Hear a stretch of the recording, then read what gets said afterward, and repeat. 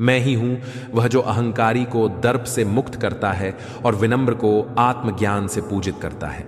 सुनो पार्थ, मैं तुम्हें एक ऐसे युवक की कथा सुनाता हूं जो धन में बड़ा था पर बुद्धि में क्षीण, जो ऐश्वर्य में संपन्न था पर आत्मा से रिक्त। जन्म और ऐश्वर्य एक समय की बात है। द्वारका से बहुत दूर पश्चिम दिशा में एक समृद्ध नगरी स्थित थी, सुवर्णपुर। उस नगरी के राज सेठ थे सेठ वर्धमान, जिनकी दौलत का कोई पार नहीं था। उनके घर जन्म लिया एक बालक ने, विवेक। उसके जन्म पर सोने के पालने झूले, रेशमी वस्त्रों से उसका अंग ढका गया और दूध भी उसे चांदी की कटोरी में दिया गया। किंतु उस सोने के मोह ने एक बीज बो दिया, अहंकार का बीज। अर्जुन, जब मनुष्य को सब कुछ बिना श्रम के मिल जाता है, तब वह भूल जाता है कि जीवन का वास्तविक मूल्य आत्मा की निर्मलता है, न कि बाह्य सुख। बचपन से बढ़ता घमंड विवेक बड़ा हुआ, लेकिन उसके नाम से विपरीत उसका व्यवहार अत्यंत अभिमानी था। गुरुजन उसे शिक्षा देने आते तो वह कहता, तुम क्या मुझे पढ़ाओगे? मेरे पिता के नौकरों से भी अधिक ज्ञानी नहीं हो तुम। उसकी दृष्टि में धन ही ज्ञान था, वैभव ही मूल्य था। हे अर्जुन, जब बालक के संस्कारों में विनम्रता का बीज न बोया जाए तो वह वृक्ष बनते समय अपने ही फल को कड़वा कर देता है। हे अर्जुन, धन, बल, रूप, विद्या, ये सभी तभी कल्याणकारी हैं जब इनमें नम्रता का वास हो, अन्यथा ये अहंकार की आग में जलाकर मनुष्य को पतन की ओर ले जाते हैं। मैं वहां क्यों जाऊं? क्या मैं भिखारियों की तरह जमीन पर बैठकर पढ़ूंगा? मेरे लिए तो राजगुरु को ही बुलवाओ।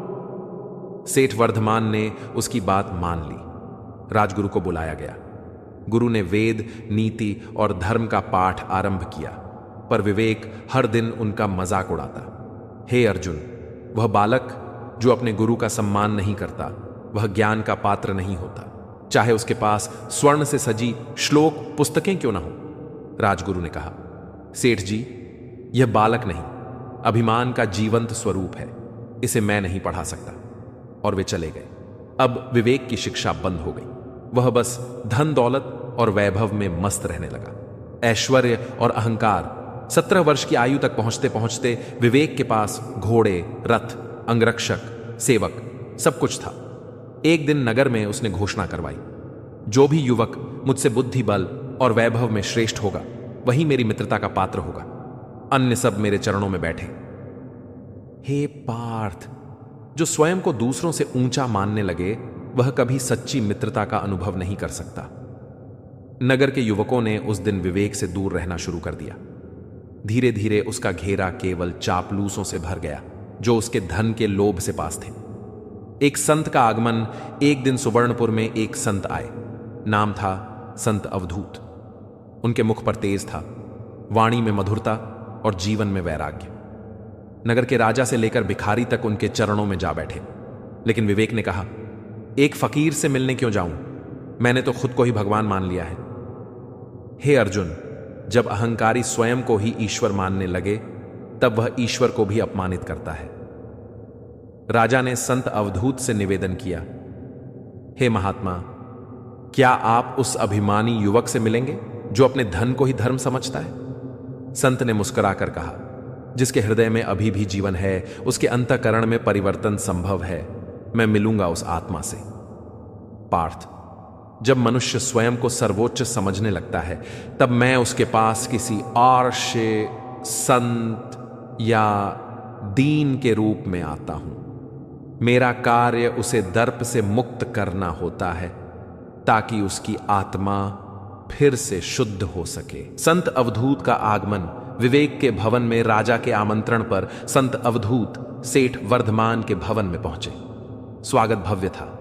चंदन, फूल, सुवर्ण की थाली और सेवक। लेकिन संत मुस्कुराए और बोले, मैं धन के लिए नहीं आया हूं, मैं तो उस आत्मा को देखने आया हूं जो स्वयं को सबसे बड़ा मानता है। विवेक आ गया, रेशमी वस्त्रों में सजा हुआ, गले में सोने की मालाएं, हाथ में मणियों से जड़ा दंड। वह सीधे संत के सामने बैठ गया और बिना अभिवादन किए बोला, तो तुम वही संत हो जिनके पीछे सारा नगर पागल है? संत मुस्कुराए, बोले, नहीं पुत्र, मैं वही हूं जो तुम्हारे हृदय के दरवाजे पर दस्तक देने आया हूं, यह जानने कि वहां अहंकार रहता है या आत्मा। विवेक हंस पड़ा। मेरे हृदय में तो वैभव का सिंहासन है, वहां कोई साधु या सन्यासी टिक नहीं सकता। हे अर्जुन, जब मनुष्य अपने हृदय को सोने के कक्ष में बंद कर देता है, तब ईश्वर वहां वास नहीं करता, केवल माया करती है। ज्ञान और घमंड का टकराव। संत बोले, क्या तुम जानना चाहते हो कि तुम वास्तव में कौन हो? विवेक, मैं सेठ का पुत्र हूं, इस नगर का सबसे धनी युवक हूं, और क्या चाहिए? संत, और यदि कल यह सब चला जाए? विवेक, कभी नहीं, मेरे पास इतनी संपत्ति है कि 7 जन्मों तक मेरा वंश राज करेगा। संत ने आंखें मूंदी और बोले, तो सुनो, 7 दिनों में तुम्हारे जीवन में एक ऐसी आंधी आएगी जो तुम्हारे अहंकार को उड़ा ले जाएगी। तब याद करना इस संत के शब्द। विवेक हंसा। संत चले गए। हे पार्थ, मैं वचन देता हूं, जिसे कोई नहीं सिखा सकता उसे समय सिखाता है, और समय मेरा ही रूप है। पहला दिन। धन का ह्रास। अगले दिन समाचार आया, विवेक की सबसे बड़ी व्यापारिक नौका समुद्र में डूब गई। उसमें करोड़ों की वस्तुएं थीं। पिता ने सिर पकड़ लिया, लेकिन विवेक बोला, कुछ नहीं बिगड़ा, हमारे पास और बहुत कुछ है। दूसरा दिन। अदालत का आदेश। दूसरे दिन नगर के न्यायालय से एक आदेश आया। सेठ वर्धमान पर भूमि विवाद का मामला हुआ था और उसकी कई संपत्तियां सील कर दी गईं। सेठ चिंतित हुए, लेकिन विवेक बोला, हमारे पास अभी भी सोने के खजाने हैं। तीसरा दिन। महल में आग। रात को उनके विशाल महल के रसोई घर में आग लग गई। आग इतनी तेजी से फैली कि 3 कक्ष भस्म हो गए। राजकर्मचारी आए और बोले, अब इस भवन को अस्थायी रूप से खाली करना होगा। विवेक पहली बार चुप हो गया। हे अर्जुन, जब जीवन से अहंकार की ईंटें गिरने लगती हैं, तब सत्य की जमीन दिखने लगती है। अर्जुन, जब मनुष्य मेरी चेतावनी को नहीं सुनता, तब मैं समय को ही अपना दूत बनाकर भेजता हूं, जो न नर्म होता है न पक्षपाती। चौथा दिन। विश्वासघात। विवेक के सबसे प्रिय मित्र रघु, जो वर्षों से उसके साथ था, अचानक उसके प्रतिद्वंदी बन गए। समाचार आया कि रघु ने विवेक के आधे नौकर और गुप्त व्यापारिक रहस्य लेकर अपना अलग व्यापार आरंभ कर दिया है। विवेक ने क्रोध से दांत पीसे। उसने ऐसा कैसे कर दिया? मैं ही उसका पालन करता था। उसके पिता बोले, बेटा, सेवक और मित्र धन से नहीं, प्रेम से बनते हैं। तूने उन्हें खरीदा था, बांधा नहीं।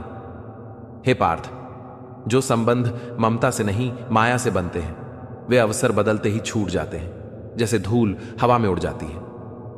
5वां दिन। माता का त्याग। इस दिन विवेक की माता देवी सुधा, जो सदा पूजा पाठ में लीन रहती थीं, गंभीर रूप से बीमार हो गई। वैद्य आए पर बोले, इनकी चिकित्सा शांत वातावरण, सच्चे सेवा और भक्ति से संभव है।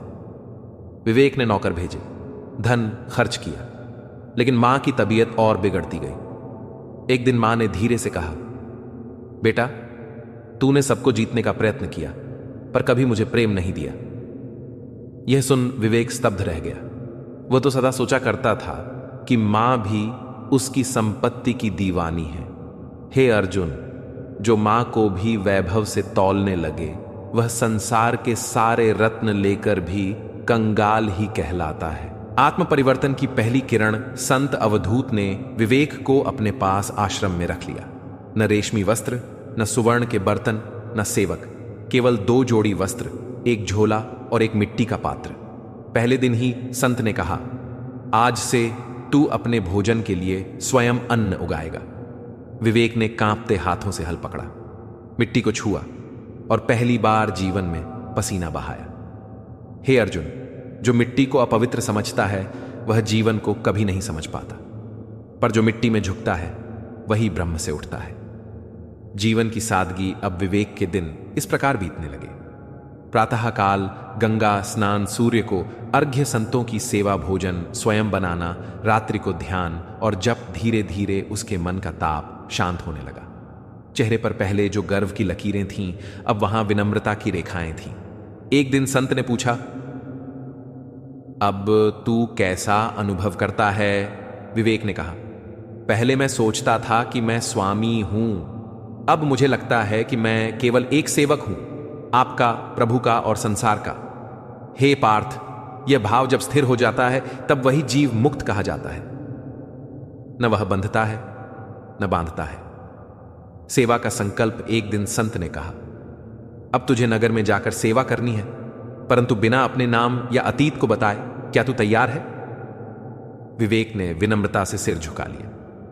वह नगर लौट गया, उसी सुवर्णपुर में जहां कभी उसकी सवारी पर फूल बरसते थे। अब वह वहां फटे वस्त्रों में एक भिक्षु के रूप में गया और गली गली जाकर यह कहने लगा, कोई बीमार है, कोई वृद्ध जिसे सहारा चाहिए, कोई भूखा? मैं हूं, एक सेवक। लोग चकित हो गए। किसी ने उसे पहचाना नहीं और जिन्हें शंका हुई वे भी उसे विश्वास से देखने लगे। अब वह वृद्धों को कंधा देता, बीमारों की औषधि लाता, भूखों को भोजन कराता, बच्चों को पढ़ाता। हे अर्जुन, सेवा ही वह पथ है जहां से अहंकार का पतन और आत्मा का उत्थान साथ साथ होता है। नगर का हृदय परिवर्तन, धीरे धीरे लोगों के हृदय में एक नई श्रद्धा जागी, न धन के लिए न शक्ति के लिए, परंतु प्रेम और त्याग के लिए। सभी कहने लगे, यह सेवक भिक्षुक जैसा दिखता है, पर इसका हृदय राजाओं से भी विशाल है। नगर के राजा ने उसे बुलाया, पूछा, तुम कौन हो? विवेक ने कहा, मैं वही हूं जो कभी था, पर अब मैं केवल एक साधक हूं। राजा ने उसे गले लगाया और कहा, तुम्हारे समान ही इस युग को सच्चे नेता चाहिए। हे पार्थ, जो स्वयं को शून्य कहता है, मैं उसे ब्रह्मांड बना देता हूं। यही मेरा कार्य है, अहम को हरना, आत्मा को जगाना।